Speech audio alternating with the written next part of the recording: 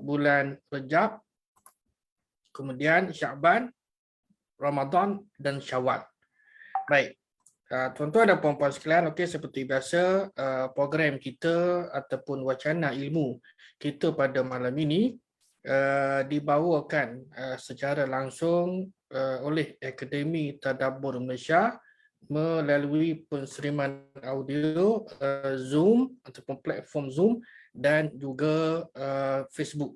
Baik, muslimin dan muslimat yang dirahmati Allah sekalian. Siri wahai orang yang beriman, ya ayyuhallazina amanu ini malam ini insya-Allah memasuki siri ke-24 surah An-Nisa ayat 59. Bermakna telah 22 siri. Telah 22 siri tolak 2. Pasal yang pertama intro dan yang kedua ayat 282 surah Al-Baqarah tu kita ada 2 siri. Bermakna 21 campur malam ini 22 ayat yang kita dah bincangkan termasuk malam ini insya-Allah bermakna ia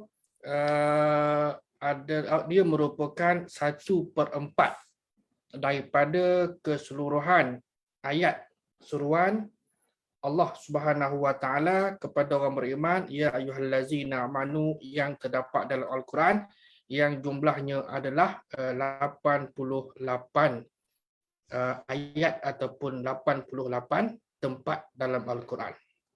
Baik, kita sambung cerita kita episod ke-24 surah An-Nisa, iaitu ketaatan kepada Allah, ketaatan kepada Rasulullah dan kepada ulil amri.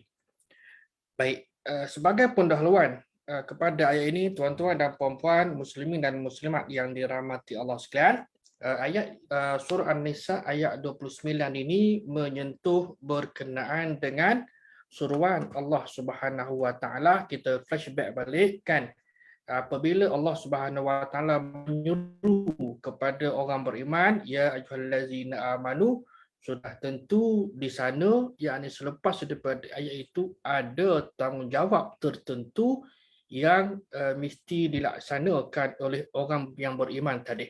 Dan tanggungjawab tadi sama ada ia dihukumkan sebagai wajib kan, sama ada juga fardu ain ataupun fardu kifayah, dan kebanyakannya adalah yang berupa perintah itu adalah wajib dilaksanakan oleh orang yang beriman.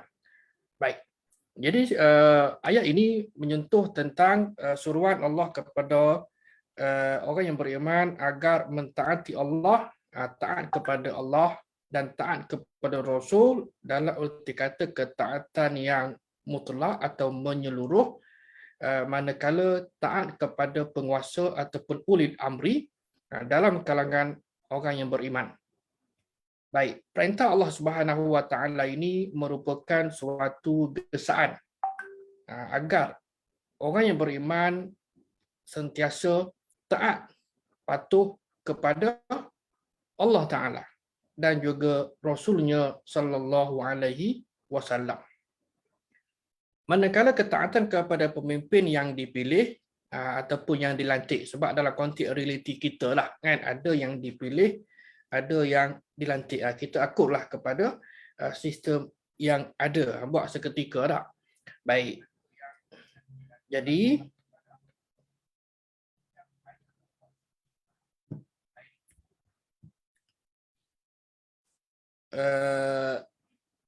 yang dilantik dalam kalangan umat Islam yang membawa kebaikan dan kesejahteraan kepada ummah dan agama. Baik, Allah Subhanahu wa taala menyebutkan dalam Al-Quran surah tadi An-Nisa ayat 59, a'udzubillahi minasyaitonir rajim, ya ayyuhallazina amanu atiiullaha wa atiiur rasula wa ulil amri minkum. فَإِنْ تَنَازَعْتُمْ فِي شَيْءٍ فَرُدُّوهُ إِلَى اللَّهِ وَالرَّسُولِ إِنْ كُنْتُمْ تُؤْمِنُونَ بِاللَّهِ وَالْيَوْمِ الْآخِرِ ذَلِكَ خَيْرٌ وَأَحْسَنُ تَأْوِيلًا. Baik, maksudnya ialah wahai orang yang beriman, atiullaha, taatlah kamu kepada Allah, wa ati'u rasul, dan taatlah kamu kepada rasul, yakni Muhammad sallallahu alaihi wasallam. Kalau rasul ramai banyak kan, ini single. Wa ulil amri minkum, dan kepada sebahagian daripada penguasa dalam kalangan kamu. Okey. Frasa pertama. Frasa kedua, fa in tanaza'tum fi syai'in, sekiranya kamu, sekiranya kamu saling berselisihan atau berbantah dalam sesuatu perkara, ataupun orang panggil ini isu, farduhu, maka perkara tadi itu hendaklah dikembalikan kepada Allah dan kepada Rasul, yakni kepada Al-Quran dan kepada sunnah Rasulnya. In kuntum, sekiranya kamu tu'minuna, beriman, billahi, kepada Allah, dan juga beriman kepada hari akhirat, zalika khairun wa ahsanu ta'wila, maka ataupun yang demikian itulah lebih baik bagi kamu dan lebih elok pula kesudahannya. Baik. Bila kita baca ayat ini, para ahli tafsir mereka menggunakan pelbagai cara ataupun kaedah. Kalau kita buka kepada beberapa kitab tafsir, ada yang mengelompokkan ayat ini daripada ayat 57, 58 dan 59. Kan macam-macam caralah dia nak hubung kaitkan antara ayat yang sedang dibicarakan ini dengan ayat ataupun ayat-ayat yang terdahulu. Okey, baik, kita tengok seketika. Apakah hubungan ayat 59 ini dengan ayat yang terdahulu? Yang paling dekat. Apabila kita perhati tengok apa di ayat dia, tuan-tuan, innallaha ya'murukum an tu'adul amanati ila ahliha. Allah perintahkan kepada kamu untuk menunaikan amanah kepada ahlinya.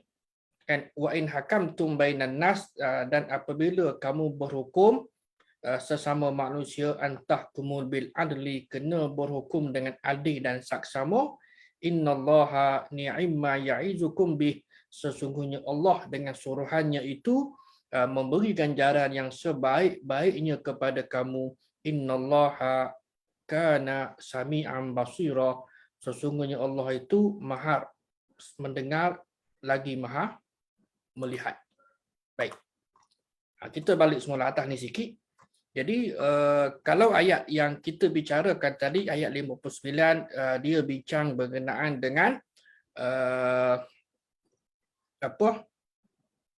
ketaatan kepada Allah dan ketaatan kepada Rasul dan kepada pemimpin dalam kalangan kamu. Jadi hubung kaitnya ialah ayat 58 menyentuh tentang perintah memberikan amanah kepada pihak yang berhak menerimanya.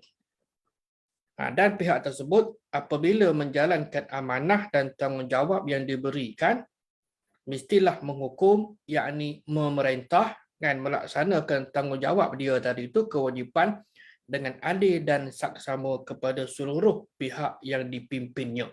Kan? Jadi dalam konteks ini, tuan-tuan, kita maklum sebenarnya, kan, pemimpin ini tidak hanya kepada yang tertinggi sahaja. Kalau dalam konteks negara kita lah, kan, konteks negara kita ada yang di-Pertuan Agong sebagai ketua negara dan Perdana Menteri sebagai ketua kerajaan. Di peringkat negeri, kan, sultan atau raja sebagai ketua negeri dan menteri besar atau ketua menteri sebagai ketua menteri tersebut. Kan? Jadi dan juga ada beberapa kementerian, agensi, kan, badan berkanun dan pelbagai lagi lah struktur organisasi di pelbagai peringkat, semuanya ada ketua. Kan, semuanya ada ketua. Jadi kita fahamlah dari sudut hierarki. Di tempat kita ada ketua, kan, kalau dalam konteks kampung ke penghulu ke, kalau di Kelantan tu dia ada satu istilah penggawa. Kan, maknanya ada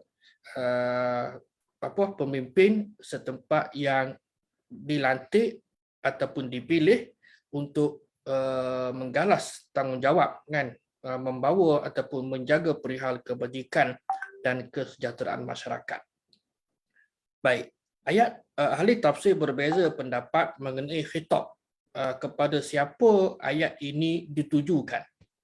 Ada yang berpandangan bahawa ayat ini ditujukan kepada Nabi sallallahu alaihi wasallam dan pemimpin-pemimpin umat Islam yang silih berganti. Maknanya umumlah kan, daripada zaman Nabi sampailah kepada kiamat nanti. Siapa yang jadi pemimpin di pelbagai peringkat, maka ia tertakluk dengan istilah ini.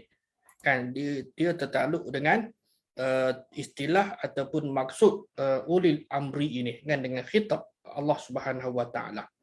Baik, ataupun kepada Nabi secara khusus dalam urusan pemegang kunci Kaabah yang daripada penjaganya Uthman bin Talhah. Baik, yang ketiga, ada juga yang menyatakan bahawa ayat ini ditujukan kepada semua orang yang terlibat dengan amanah. Sebab semua orang, kan, kita ni ada tanggungjawab tak? Setiap orang ni ada tanggungjawab, masing-masing mesti dilaksanakan dengan sebaik mungkin, sama ada kepada diri dia dan juga kepada pihak yang dipimpinnya, sama ada ahli keluarga, kan, ataupun juga di pelbagai peringkat lah. Baik, pemimpin atau bukan pemimpin, sama ada amanah tadi juga harta benda ataupun bukan harta benda. Dan pandangan terakhir inilah yang menjadi pilihan sahibut tafsir Ibnu Jarir At-Tabari rahimahullah. Kan? Baik. Sehubungan itu, ahli tafsir sependapat ataupun sepakat bahawa meskipun sebab penurunan khusus, dia bila kita baca ayat-ayat Quran ini, misalnya kita akan jumpalah dari sudut kaedah dan kita kena faham. Okay, penurunan khusus mengenai penyerahan kunci Kaabah kepada Uthman bin Talhah, atau dalam rangkaian ayat yang khusus mengenai sebahagian ahli kitab yang memperakukan kebenaran golongan musyrikin dan menyembunyikan fakta tentang kebenaran Nabi kita sallallahu alaihi wasallam. Namun ahli-ahli tafsir ini berpendapat al-ibratu bi umumil lafzi la bi khususis sabab. Maknanya sebab dia khusus, kan? Jadi ibrah dengan lafaz yang umum, pengajaran ataupun ayat berpandukan lafaznya yang umum, bukan sebabnya yang khusus. Ayat ni, okey, kalau kita tengok satu sudut, dia diturunkan kepada ataupun isu ini, penyerahan kunci Kaabah, kan? Amanah tadi itu ialah amanah kepada Uthman bin Talhah. Okey, kamu kena jaga Kaabah ni sebaik mungkinlah. Itu secara khusus. Namun dari sudut lafaz yang khusus tadi itu maknanya umum, dan apabila makna umum, siapa sahaja, kan, siapa sahaja yang diberikan amanah, bermakna dia kena menjaganya dan melaksanakannya dengan sebaik yang mungkin. Bukannya hanya dalam konteks ayat itu sahaja.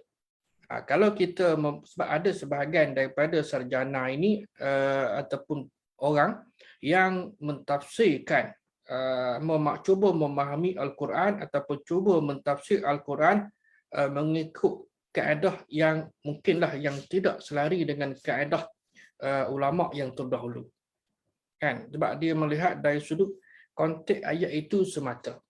Baik, justru para ahli tafsir sepakat menyatakan bahawa amanah wajib disempurnakan kepada empunya, sama ada tadilah kalau dalam konteks siapa, kan, kita jaga apa dia, jaga kios, kita jaga mesin, kita jaga apa, kan.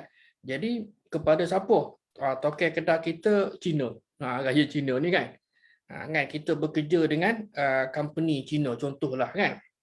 Baik, sama ada muslim atau bukan muslim, dan sama ada amanah tadi berupa harta benda, orang tinggalkan kepada kita, motosikal ke whatever lah, kan. Ilmu pengetahuan, kan, barang apa simpanan, malah juga rahsia.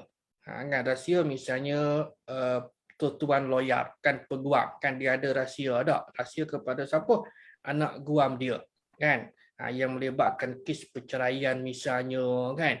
Jadi dia kena cerita, anak guamnya tadi itu mesti menceritakan satu persatu, walaupun benda tu benda yang memang terlalu PNC, kan.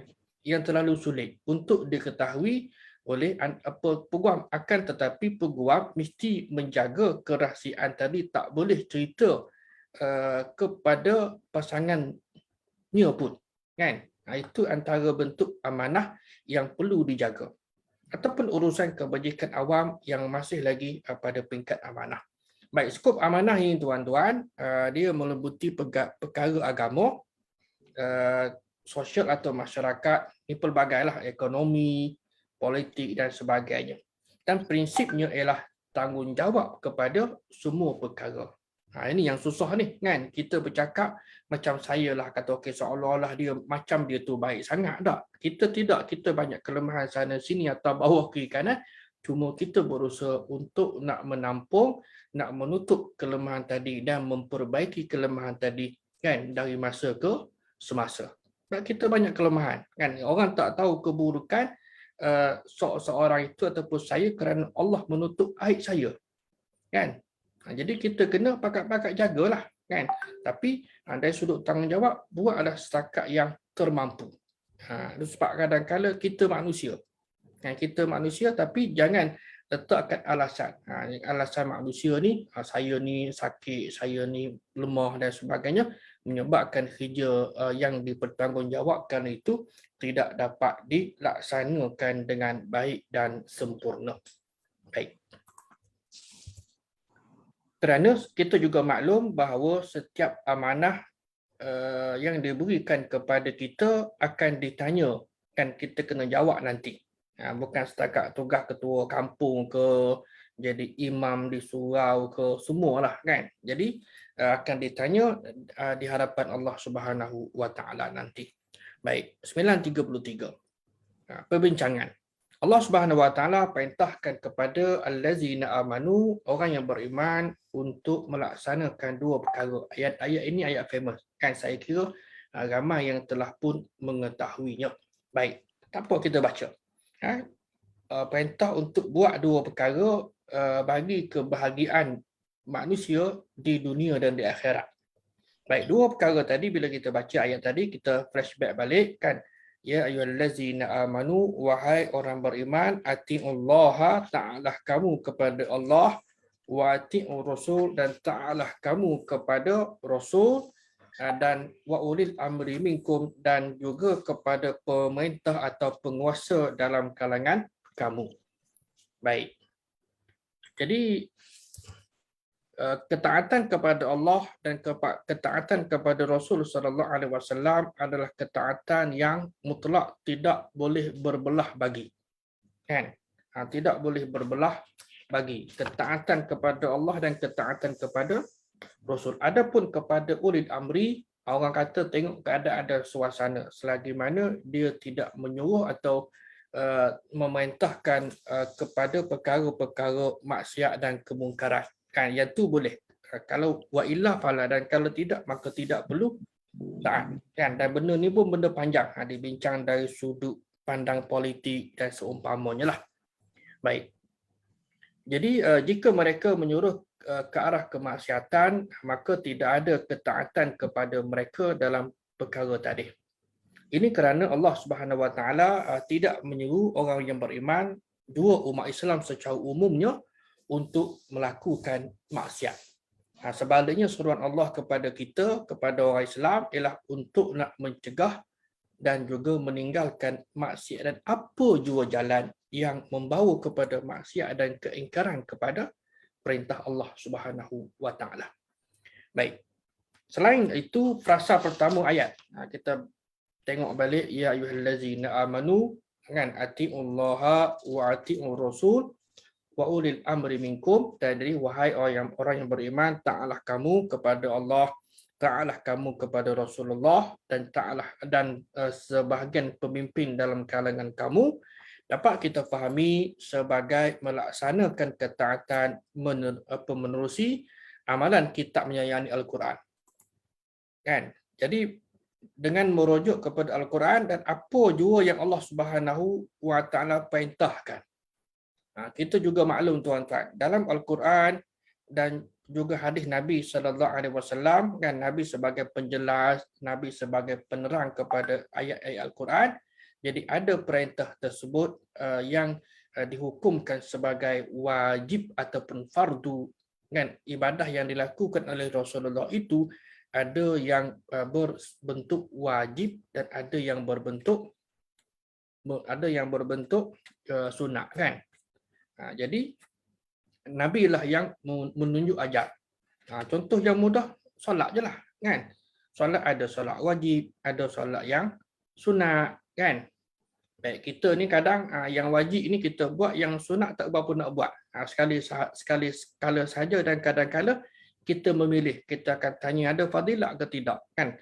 Fadilat besar kita buat, dan fadilat yang tak berapa besar lah bagi fahaman kita, kita kurang untuk nak buat. Jadi inilah yang antara yang menjadi masalah kita. Baik, menunaikan segala perintah dan meninggalkan segala larangan. Yang ni juga, kan, kita bercakap mudah tuan-tuan, nak buat boleh, kan? Nak buat itu Tuhan perintah, itu Tuhan perintah. Ini dalam Quran sama ada perintah tadi itu wajib ataupun juga sunat, yang mana sama ada perbuatan itu yang wajib ataupun yang sunat, ia menjadi dalil pensyariatan akan pelaksanaan sesuatu amalan. Dan juga yang paling payah ialah nak tinggalkan segala larangan. Yang hari ni, kan, antara hot issue ialah rasuah. Kan, rasuah, riba, arak. Kan, arak ni okey, bolehlah kot sebab kita tak minum, kan. Orang Melayu ni dia alergik arak dengan babi, tapi bab riba dengan bab rasuah dia kurang alergik. Pasal apa? Benda tu dia tidak nampak sebagaimana kenampakan khinzir ataupun babi. Kan? Jadi kalau bila sebut haram ni, pada babi okey, jelas. Haram pada arak jelas juga. Haram pada riba tak berapa, kan? Tak berapa. Dan haram pada rasuah, kan? Dia terlibat belaka, kan? Sama macam arak tadi, maknanya dosa yang berangkai. Daripada yang, kalau kita kata kita ada kebun tamar lah, kebun anggur, kan? Kalau kita jual ni, kita tanam dan kita jual untuk tujuan dimakan, tidak mengapa. Tapi kalau tujuannya semata-mata untuk diproses menjadi arak, maka daripada awal lagi hukumnya adalah haram, kan? Itu sekadar contohlah.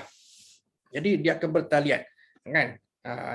Yang bawa apa panggil, pekerjanya, penanamnya, kan, kemudian driver yang bawa tu pun sama, kan? Dia semuanya yang semua sekalinya adalah turut sama bersubahat, kan, dalam melaksanakan perkara tadi. Wal-i'adzubillah min zalik. Jadi kita nak tinggalkan larangan ni memang agak payahlah sikit bandingkan dengan nak buat perintah, kan? Contohnya lagi ialah bab popek-popek ni, ketupat kulit, nak mengumpat, kan? Oh tu memang kan, hobi kita dah. Wal-i'adzubillah min zalik, kan? Itu sekadar contohlah. Baik, dalam lain perkataan, orang yang taat kepada Allah mesti mengikut Al-Quran sebagai panduan dan tidak melanggar perintahnya. Ini secara konseptual, secara teori kita boleh bercakap, tapi dari sudut praktis agak perit, agak payah untuk kita nak laksanakan, sebab kan, dari sudut sama ada kefahaman kita ataupun juga kesedaran kita, kan, dan pelbagai lagi lah. Setengah orang dia hanya melaksanakan tuntutan ibadah yang wajib sahaja. Apa dia? Dia solat 5 waktu, okey, tak ada masalah. Buat solat sunat dia tak buat, tak apalah, kan? Tak ada masalah dah. Dan dia kena pastikan bahawa mula daripada berwuduk lagi itu, berwuduk dengan sempurna dan solat dengan sempurna mudah-mudahan dia akan mendapat ganjaran dan keredaan Allah Subhanahu Wa Taala, dan solatnya tadi itu diterima oleh Allah Subhanahu Wa Taala. Itu saja, kan? Jadi terpulanglah kepada masing-masing. Baik. Sementara ketaatan kepada Rasul sallallahu alaihi wasallam juga sebagai ketaatan yang mutlak dan tidak berbelah bagi. Tidak berbelah bagi sekalipun kepada kaum keluarga kita sendiri. Yang ini juga kita maklumlah, ketaatan kepada mak dan ayah, kan, antara suami, okey, pasangan yang baru kahwin, kan, raya ni nak balik mana, kan, nak balik rumah keluarga suami ke, nak balik rumah keluarga isteri. Kan? Contohlah biasanya kalau dalam konteks kita di Malaysia ni lah. Tengok ni kebanyakannya yang lelaki ni, encik suami ni dia mengalah. Kan? Tahun pertama dia balik rumah isteri. Lepas tu tahun kedua balik rumah isteri juga. Kan? Tahun ketiga balik rumah isteri juga. Ada saya dengar kan, ada seorang tu dia kata tiap-tiap tahun, dia kata dah kahwin berapa dah, 20 tahun, 20-30 tahun. Kan, dia kata tak ada masalah sebab rumah saya dengan rumah isteri saya tak jauh. Dan dalam beberapa minit saja boleh. Itu terpulang lah kan. Baik. Yang tu tak ada masalah kan. Itu berkatalah bincang elok-elok. Bermakna di pihak isteri kan, kalau suami kata okey balik rumah abang. Balik rumah mak abang tak. Tahun depan balik rumah mak abang. Tahun depan lagi pun balik rumah mak abang tak. Bermakna dia kena akur taat kerana kewalian tadi itu dan tanggungjawabnya telah berpindah daripada ayah perempuan tadi kepada encik suami. Jadi ketaatan pun sama juga. Akan tetapi kan, dari sudut isteri ni kan, antara suami dengan bini dia dengan mak dia, siapa yang lebih utama? Siapa yang lebih utama tuan-tuan? Sudah tentulah mak dah. Ni kadang-kala suami pun lebih mendahulukan isteri daripada mak. Kan? Waliyazubillah min zalik. Baik, jadi ketaatan kepada Rasulullah sallallahu alaihi wasallam dapat kita fahami sebagai ketaatan kepada sunnah Nabi. Kan? Ketaatan kepada sunnah Nabi, banyak hadis Nabi yang menyebutkan. Dan begitu juga dalam ayat Quran, kalau tak silap saya dalam surah Al-Hasyr, wa ma atakumur rasulu fakhuzuhu wa ma nahakum anhu fantahu. Wa ma atakumur rasulu fakhuzuhu, apa-apa yang dibawa datang oleh Nabi maka adalah kamu ambil.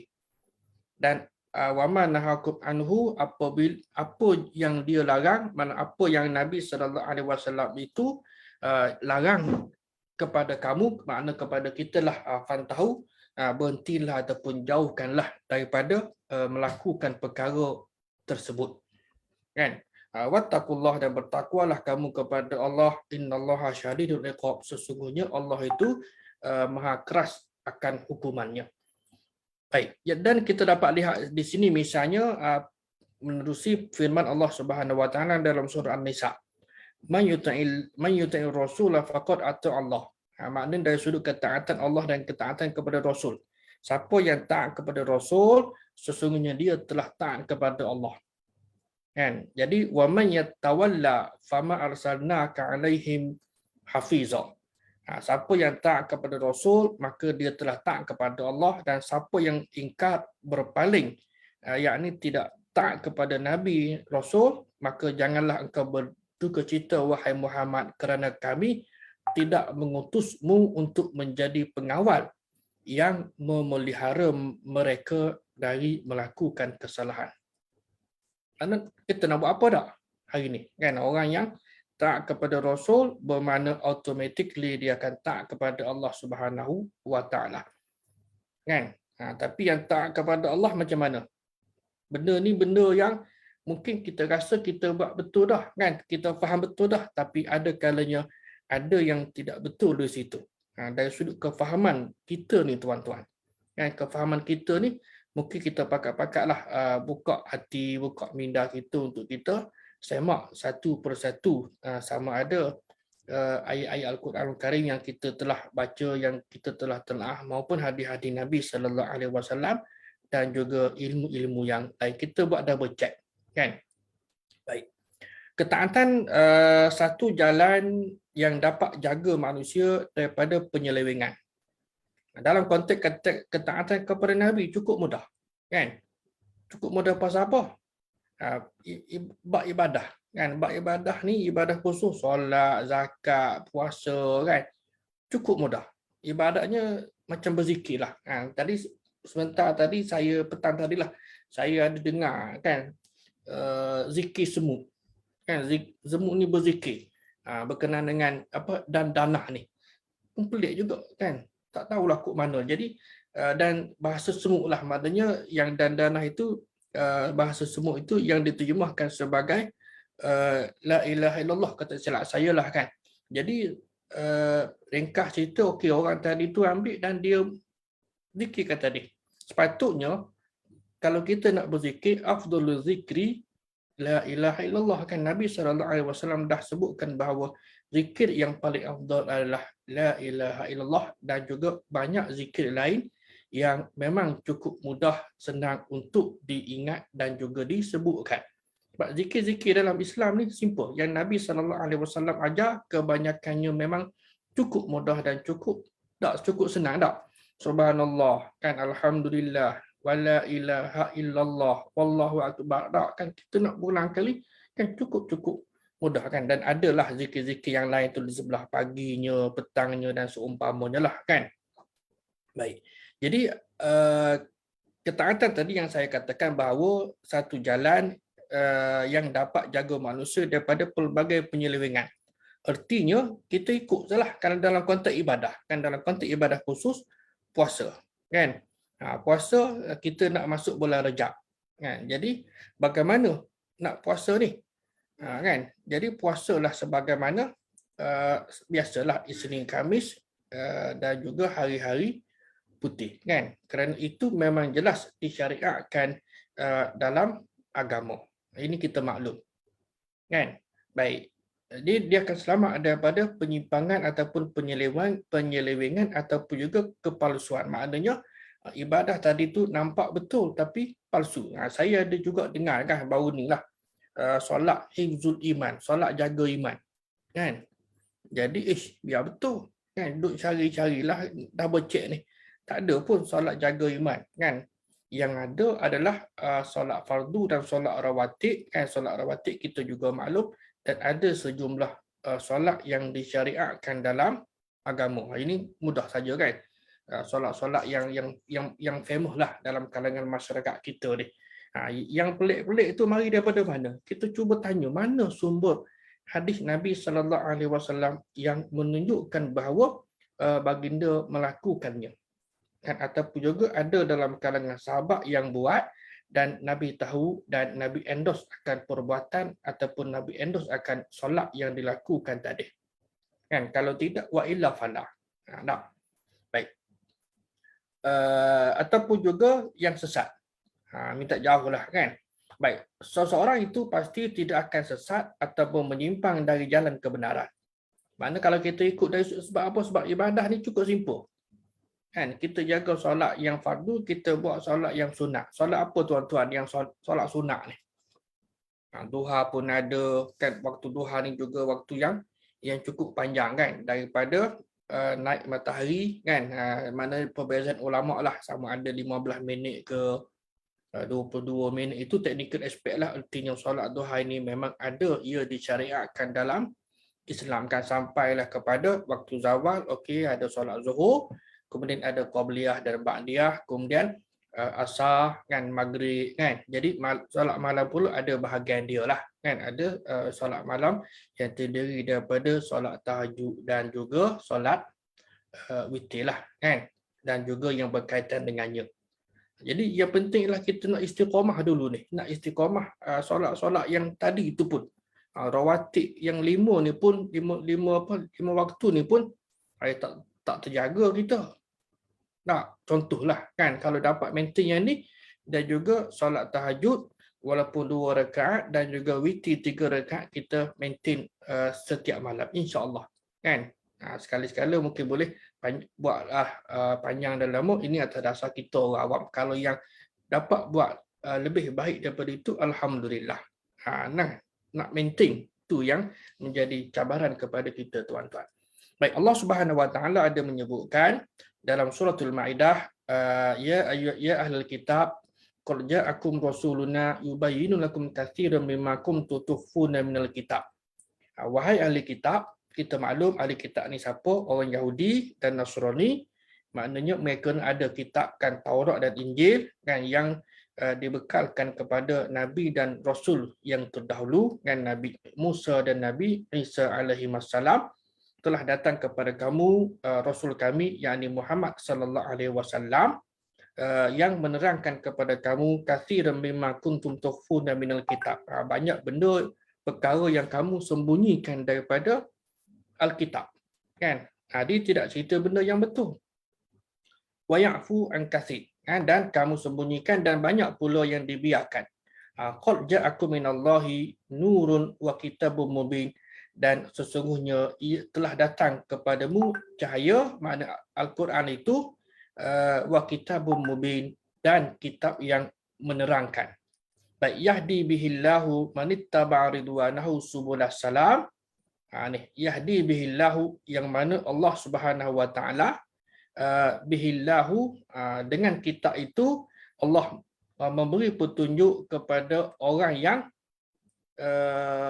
mengikuti keredaannya subulas salam, ke jalan keselamatan, wa yukhrijuhum, dan dengan Al-Quran itu jugalah yang mengeluarkan mereka minaz zulumat ila nur, daripada kegelapan kepada cahaya biiznihi, dengan izin Allah Taala, wa yahdihim ila siratim mustaqim, dan membawa mereka, menunjukkan jalan hidayah kepada siratil mustaqim, jalan yang lurus.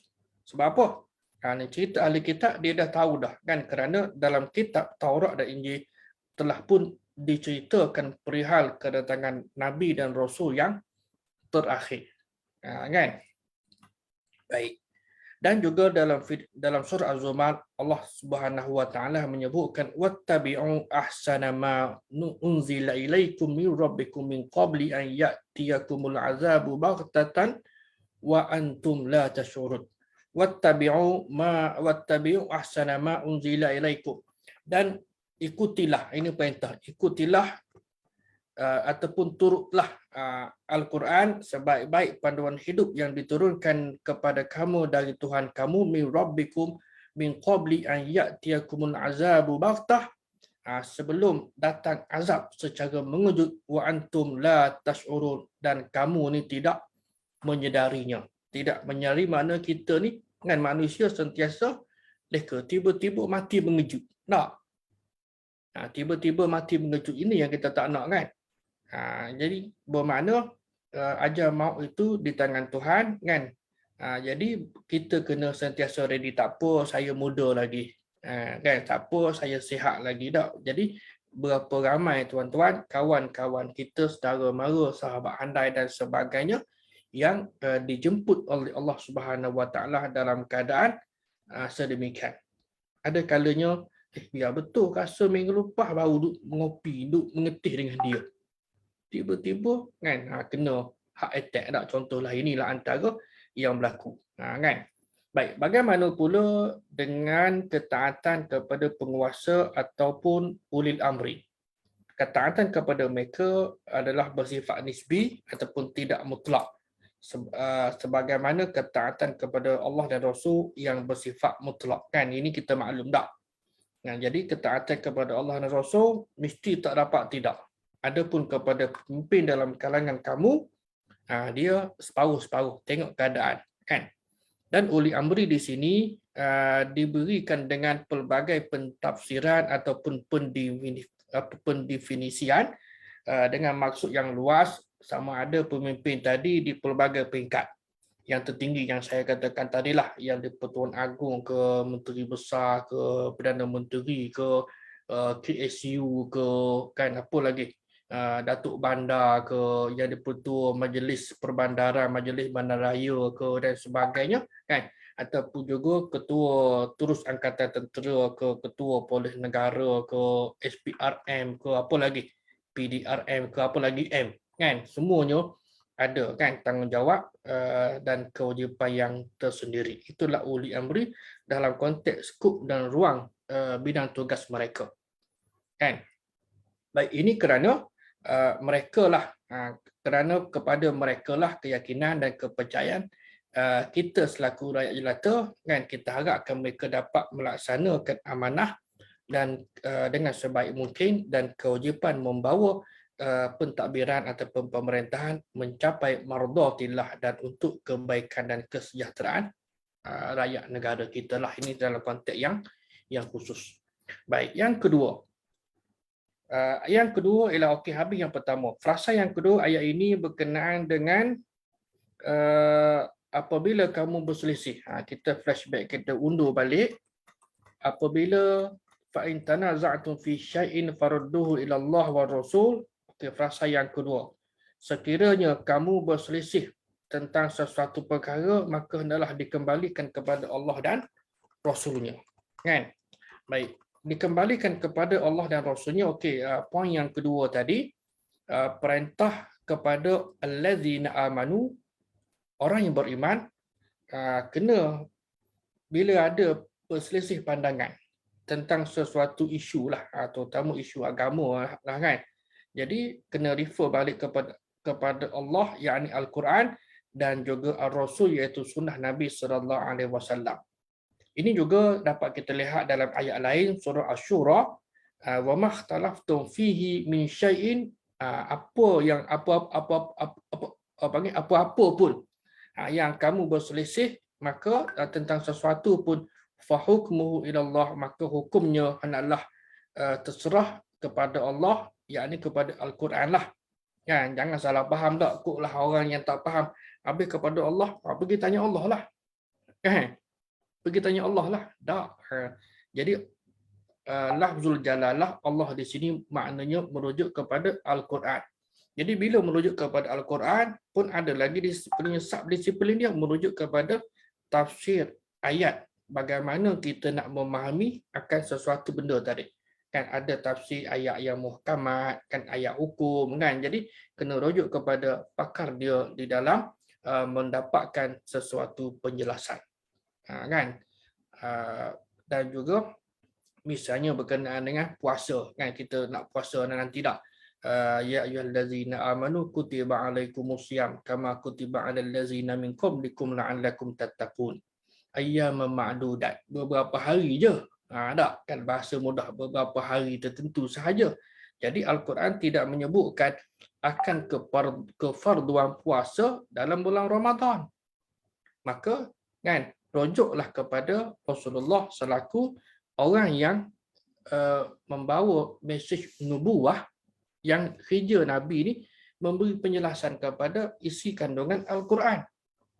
Kan? Bukan bermakna Quran tidak lengkap. Quran okey, dia secara prinsip kan, hari-hari tertentu Nabi lah yang jelaskan, yang dimaksudkannya adalah puasa Ramadan. Kan puasa Ramadan pula bagaimana nak menentukannya, keluar pergi tengok, orang Melayu panggil anak bulan, bulan sabit kan. Malam ini tengok anak bulan kan, bulan sabit, okey nampak ke tidak kan. Kalau tak nampak petang tadi, okey esok 30 hari bulan kan. Dan satu Rejab hari ni hari apa? Hari Selasa. Satu Rejab jatuh pada hari Khamis. Contohlah kalau malam nak puasa, okey hari lusa, esok 30 Syaban. Contoh kan, tak jadi puasa. Dan begitu juga dengan raya, ada tata cara kan, ada hari 29, ada hari 30 dalam kalender Islam. Baik. Jadi maknanya berujuk kepada Allah, yakni Al-Quran, ada tata cara kaedah dia kan, dan juga kepada hadis, yakni kepada Rasulullah, yakni kepada hadis-hadis Nabi SAW. Yang hari ini alhamdulillah usaha gigih ulama zaman berzaman, termasuklah juga hari ini ditambah pula dengan sistem komputer dan inilah internet dan lain-lain, lagilah memudahkan kita umat Islam ini, termasuklah juga orang awam, untuk nak mengakses, mendapatkan hadis-hadis Nabi SAW. Kan dia boleh banyak dah hari ni lah, sama ada laman yang berbahasa Arab, ada bahasa Inggeris, ataupun juga banyak bahasa kan, yang laman web yang Indonesia pun ada, di dua ke kan, ada software dia, dan dalam bahasa bunda kita pun ada beberapa laman web kan, yang apa inilah ada, walaupun mungkin ada kelemahan sana sini, tapi dia sentiasa di update, dikemas kini dari masa ke semasa kan. Baik, jadi zalikumullahu rabbi alaihi tawakkaltu wa ilaihi unib. Jadi itulah Allah Tuhan aku, dan kepadanya lah aku berserah, dan kepadanya lah tawakkaltu ilaihi alaihi tawakkaltu wa ilaihi unib, dan kepadanya lah juga aku rujuk kembali, yakni dalam segala keadaan. Baik, 1 minit. Selain itu tuan-tuan, ayat ini juga bila kita baca ayat tadi tu, fa in tanaza'tum fi syai'in farudduhu ila Allah wa Rasul, kalau kamu berselisih tentang sesuatu kena refer kepada Quran dan hadis, dan Allah dan Rasul, Quran dan hadis, bermakna dapat kita faham bahawa ada sumber hukum dalam syariat Islam. Apa dia sumber hukum tadi? Pertama adalah Al-Quran Al-Karim. Yang kedua adalah sunnah Nabi sallallahu alaihi wasallam. Yang ketiga ialah ijma' ulil amri. Ijma' ulil amri ni, kalau kita belajar dari sudut fiqh lah, kita katakan tarikh tasyrik, sejarah perundangan Islam ataupun fiqh, biasanya adalah sumber hukum Islam ini 4. Yang ketiga ialah ijma'. Dan ijma' ini maknanya sama ada ijma' dalam kalangan sahabat ataupun mereka yang selepas daripada kewafatan Nabi sallallahu alaihi wasallam. Dia adalah yang detail ni ijma' Sukuti, dan juga dari sudut zaman. Kita hari ini ni dah zaman internet. Bayangkan kalau kita berada pada tahun 1900 lah kan, zaman belum ada internet, maka ijma' okey. Mungkin dalam kalangan negeri kita sahaja. Kan? Nak kontak dengan negeri sebelah, antara contohnya antara Kelantan dan Terengganu. Kan? Dulu jauh. Masa nak pergi ni, nak naik motorkar, nak naik kereta tahun 1900. Mana ada kereta? Bayangkan tuan-tuan, hari ni bukan setakat di antara Kelantan dan Terengganu, di Jepun ke di USA ke, kita boleh kontak dan kita boleh online kan, secara live.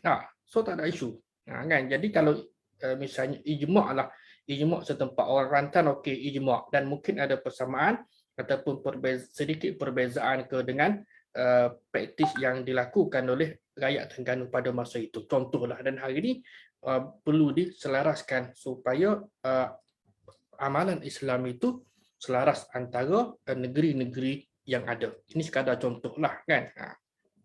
Dan yang keempatnya ialah yang tadi ulama dan juga umara. Para umara mana para pemerintah. Hari ini masuklah adanya gabung jalin dengan golongan profesional. Kan? Macam kita kata yang isu musibah yang berlaku di Ipoh kemarin, ada ribut puting beliung tak kan? Jadi apakah itu balak daripada Allah Taala? Kan? Benda ni pun susah nak jawab. Jadi hanya kalau kita tengok kepada tempat tu, lokaliti hanya kawasan taman itu sahaja. Jadi dan perlu juga dibicara dari sudut sains kan, kedudukan geografinya dan pelbagai lagi lah, mungkin tuan-tuan ada baca. Saya ada baca, cuma saya tidak bersedia lah untuk nak share di sinilah kan. Baik, dan juga pemerintah yang mendapat kepercayaan rakyat, dan yang keempat hukumnya adalah qiyas. Kan, termasuklah juga masalah mursalah dan ihtisan yang mengikut mazhab yang empat lah. Mazhab kita Imam Syafi'i tidak menerima konsep al-ihtisan yang dipopularkan oleh Imam Abu Hanifah kan, yang bermazhab Hanafi kan. Namun dalam konteks hari ini masalah mursalah ni banyak diterima pakailah.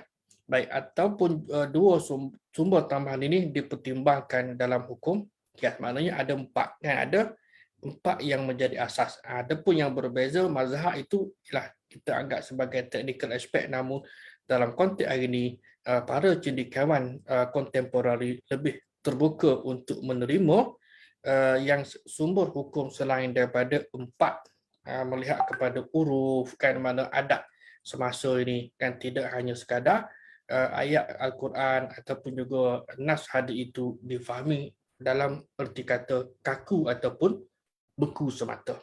Kena tengok juga keadaan semasa dan juga uruf ataupun pemakaian dan amalan masyarakat setempat. Baik, justru jika berlaku perselisihan dalam banyak pihak yang melibatkan rakyat jelata, penguasa, ulama dan sebagainya dalam sesuatu isu yang menyentuh kepentingan agama, kalau tidak ada nas, maka yang boleh dirujuk kan daripada Quran maupun hadis Nabi, maka sudah tentulah ada kaedah-kaedah asas yang dibina oleh ulama silam kan, dan diperkukuhkan oleh ulama hari ini kan, yang disepakati, iaitu mengambil mana yang boleh dipersetujui dan menolak yang tidak dipersetujui. Kan? Jadi tidak semualah mungkin tengok kepada keadaan dan suasana mana yang lebih baik, mana yang lebih sesuai untuk masyarakat kita. Kan? Jadi dan cara pengambilan hukum sebegini disebut kias dalam ilmu usul fiqh. Ini juga panjang. Mungkin tuan-tuan dan puan-puan sekalian bolehlah buat bacaan lah kan. Saya kira pun dan saya mengharapkanlah kita pakar-pakar sama kan, refresh dan pengetahuan kita tentang kalau yang tadi itu berkenaan dengan ulum Al-Quran kan, beberapa kaedah, kemudian masuk usul fiqh sedikit pun hari ini cari bahan-bahan dan buat sedikit bacaan, mudah-mudahan dia akan dapat memantapkan lagi ilmu kita dalam pelbagai bidang dalam pengajian Islam, walaupun tuan-tuan dan puan-puan mungkin orang awam lah kan, kalau orang awam pun boleh kan, tidak ada masalah. Yang penting ialah kita menggunakan kaedah dan metodologi yang betul. Cuma biasa kalau orang awam ni dengan Arabic text je lah kan, dan dari sudut kaedah tidak ada masalah sebenarnya. Kan, jangan takut, jangan khawatir, kerana saya juga ada beberapa sahabat yang memang tidak ada asas dari pengajian Islam, tapi dia tekun. Yang dia tekun, dia mengaji, dia belajar, bertanya secara ada formal, secara tak formal. Alhamdulillah, walaupun dia ni bukan ustaz, tapi jangan dicabar. Kadang-kadang pengetahuannya tentang agama yang bersifat spesifik ini ataupun teknikal ini lebih baik daripada orang yang mendapat pendidikan formal dalam bidang pengajian Islam. Nak si budaya, tak nak sibuk dalih dah. Baik. Sebagai rumusan dan kesimpulan pada malam ini, insya-Allah berdasarkan kepada ayat 59 surah An-Nisa yang kita bincangkan pada malam ini, ada beberapa poin yang dapat kita kutip ataupun yang dapat kita ambil. Yang pertama ialah kewajipan kepada orang yang beriman berdasarkan kepada seruan Allah Subhanahu Wa Taala, ya ayyuhallazina amanu, wahai orang yang beriman. Dan bila Allah sudah tentulah ada kewajipan yang mesti dilaksanakan oleh orang yang beriman.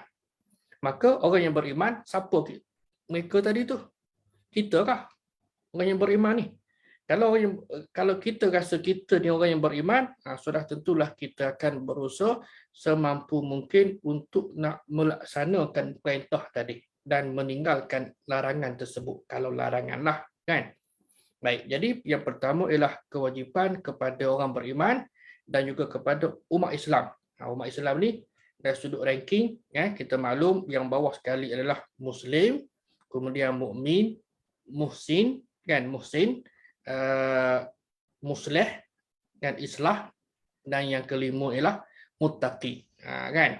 Muhsin yang ketiga baik untuk diri dia tapi dia tak mampu untuk nak tegur orang. Dia bagus dah. Kan? Dia bagus dah tapi dia tak mampu untuk nak tegur kawan yang satu jemaah dengan mana satu surau dengan dia, yang mungkin contoh mudahlah ambil wuduk tak betul kan, dia tak mampu nak tegur, mungkin dia rasa inferiority complex ke, saya ni bukan mengaji agama, saya ni bukan ustaz, nak tegur kan, nampak member tu cara ambil wuduk tu tak betul kan, kadang dia tidak ada kekuatan untuk nak menegur. Akhirnya dia bagi tahu saya, ustaz tegurlah kan. Saya pun ambil masa prakti tengok dulu kan, kita nak prakti tengok dan selutok dengan member tadi, dan alhamdulillah kita dapat bantu orang tadi, sahabat tadi tu kan, dalam menyelesaikan satu masalah agama. Sekadar contohlah kan. Baik. Yang kedua tuan-tuan, yang pertama tadi itu untuk mentaati Allah dan Rasulnya dengan ketaatan yang mutlak dan tidak berbelah bagi. Adapun ketaatan kepada penguasa ataupun uli amri, ini ditengok kepada keadaan lah. Ini pun juga kita maklum kan, tidak ada ketaatan kepada perkara yang maksiat kan. Banyaklah ayat Quran pun ada, walaupun secara umum kan, dan juga hadis Nabi ada menyebutkan secara khusus tidak ada ketaatan kepada makhluk dalam perkara maksiat. Ayat Quran, wa ta'awanu 'alal birri wat taqwa wa la ta'awanu 'alal itsmi wal 'udwan, dan seumpamanya, sudah tentulah kita akan berusaha kan untuk nak melaksanakan tuntutan dan perintah Allah Subhanahu Wa Taala tadi. Baik, kemudian yang ketiganya ialah ayat di atas juga menjelaskan kepada kita akan kewajipan menyelesaikan perbezaan ataupun ada berselisih pandangan tentang sesuatu isu. Kan? Apa jugalah, kalau isu yang melibatkan soal akidah dan soal ibadah, maka lebih jelas lagi. Okey, kita rujuk kepada Quran, kita rujuk kepada hadis dan rujuk kepada mereka yang paling hampir dengan Nabi sallallahu alaihi wasallam. Sebab apa?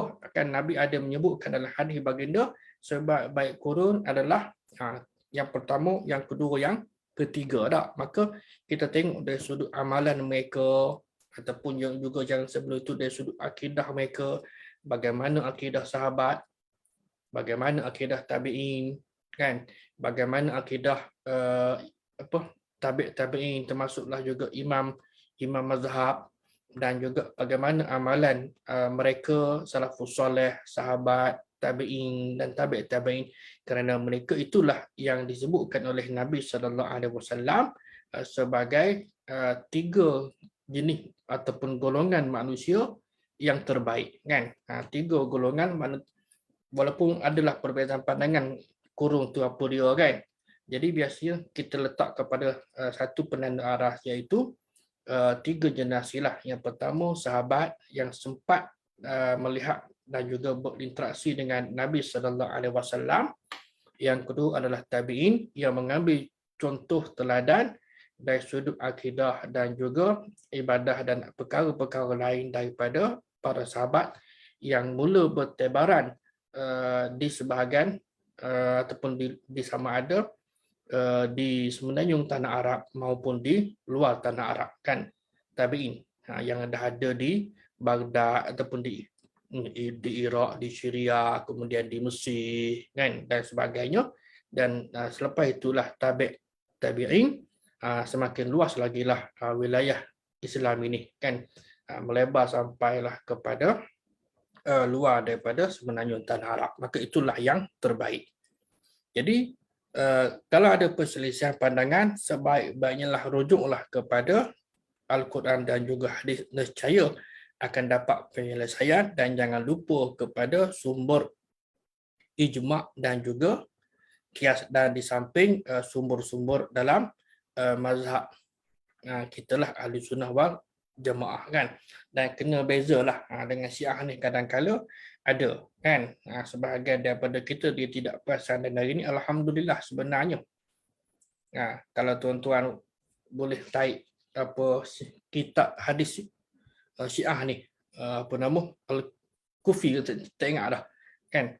Jadi Al-Kulaini, kan, hari ni boleh dicari, saya pun ada download, kan. Maknanya kita boleh baca, tapi barang ada ingatlah, kalau tidak ada asas, kan, jangan dibaca, kerana dia boleh mengganggu ataupun pemikiran terutama dari sudut akidah dan amalan kita, tuan-tuan. Jadi itulah dia sekadar ringkasan bicara kita berkenaan dengan suruhan Allah Subhanahu Wa Taala, ya ayyuhallazina amanu, wahai orang yang beriman, atiiullah wa atiiur rasul wa ulil amri minkum, taatlah kamu kepada Allah, taatlah kamu kepada Rasul dan penguasa dalam kalangan kamu. Dan kalau kamu berselisih, kenalah kembali kepada Allah, yakni kepada Al-Quran, dan kepada Rasul, yakni kepada hadis Nabi sallallahu alaihi wasallam, sekiranya kamu beriman kepada Allah dan hari akhirat. Ini yang cukup sedih, yang cukup perik ni. Bermakna kalau kita tidak refer kepada Allah dan Rasul, Quran dan hadis, apakah kita itu ataupun orang tadi itu tidak tergolong dalam orang yang Allah Subhanahu Wa Taala anggap sebagai beriman kepada dia dan juga kepada hari akhirat? Bagaimana? Sama-sama untuk difikir-fikirkan pada malam ini.